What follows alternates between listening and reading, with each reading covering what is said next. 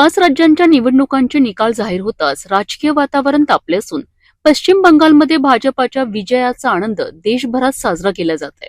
अमरावती जिल्ह्यातील मोर्शी शहरातही या विजयाचा जल्लोष मोठ्या उत्साहात साजरा करण्यात आला. स्थानिक जयस्तंभ चौक येथील गणपती मंदिराजवळ भाजपाच्या वतीने जल्लोषाचे आयोजन करण्यात आले. यावेळी राज्यसभा खासदार डॉक्टर अनिल बोंडे यांच्या प्रमुख उपस्थितीत कार्यकर्त्यांनी फटाके फोडून आणि घोषणा देत विजय साजरा केला. भाजप पदाधिकारी आणि कार्यकर्त्यांनी एकमेकांना मिठाई भरून आनंद व्यक्त केला. हा विजय जनतेच्या विश्वासाचा आहे अशी भावना यावेळी व्यक्त करण्यात आली. मोर्शी शहरात रंगलेल्या या जल्लोषामुळे परिसरात उत्साहाचे वातावरण पाहायला मिळाले. भारतीय जनता पक्षाचा प्रधानमंत्री नरेंद्रजी मोदी यांच्या नेतृत्वामध्ये जो झंझावात सुरू आहे त्यामध्ये पश्चिम बंगालमध्ये अभूतपूर्व यश 191 पेक्षा जास्त जागा भारतीय जनता पक्षाला मिळाले आहे. आसाममध्ये तर रेकॉर्ड तोडलेला आहे आणि पुद्दुचेरीसुद्धा कायम ठेवलेली आहे.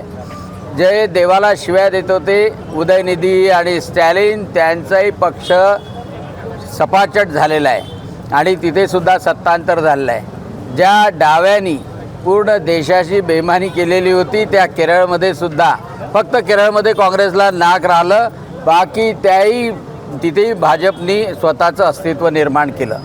आणि सर्वात महत्त्वाचं की ममता बॅनर्जीचा अहंकार, ममता बॅनर्जी जे पश्चिम बंगालला बांगलादेश करण्याचं स्वप्न पाहत होती ते चकनाचूर केलं. भारतीय जनता पक्षाच्या जाबाज कार्यकर्त्यांनी, प्रधानमंत्री नरेंद्रजी मोदींनी, गृहमंत्री अमितजी शाह यांच्या चाणक्य नीतीनी आणि त्यासोबतच राष्ट्रीय अध्यक्ष नितीन नवीनजी आणि आपले मुख्यमंत्री देवेंद्रजी फडणवीससुद्धा तिथे प्रचाराला गेले होते.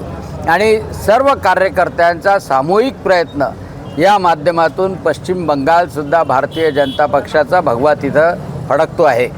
आणि म्हणून हा आनंद सर्व भारतीय जनता पक्षाच्या कार्यकर्त्यासाठी अपरिमित आहे, सगळ्यात मोठा आहे.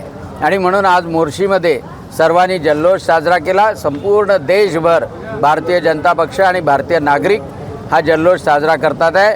हा विजय विकसित भारत 2047 करता महत्त्वाचा मैलाचा दगड ठरणार आहे.